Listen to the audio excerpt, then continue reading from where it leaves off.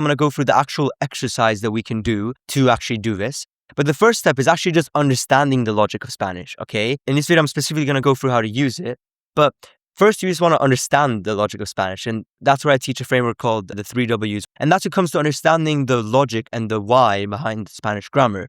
So basically, think about it as asking the question why for every sentence. Why is it like this? What are the steps that we need to take to get to that sentence? Those are types of questions that you want to be asking to understanding the logic of Spanish. But when it comes to the actual issue of thinking in English and then translating every word, there what's happening is we're not speaking Spanish.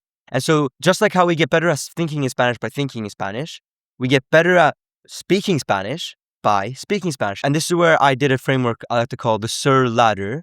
And the first step is just to speak, right? You want to be actually speaking real world Spanish. And then it's understanding what you're saying, right? So you say things and then understanding how to say that, specifically with Spanish logic, right? Specifically with the real frameworks behind that. And then finally, it's just repeating those 2 steps, okay? And this is why it's called SIR, it's S-U-R, because that's what builds that sort of nature, that reflex.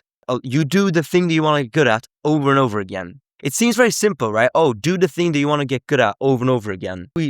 Not a question just, okay, how should we do this with thinking in Spanish? How should we think/speak in Spanish? Well, I use a framework called narrate, elaborate, and contemplate. And there are 3 steps, which is just to narrate, to elaborate, and to contemplate. So to narrate is to tell a story or report like an event or something, right? And when you think about it, every single conversation always starts with that. It starts with a narration. It starts with, oh, hey, what did you do this summer? It's always either commentary or a report or a story or something like that. And that's also one of the benefits of going through it in this framework, where when you think about it in this way, then you actually emulate a conversation. And I assume if you're watching this channel, your goal is conversational fluency.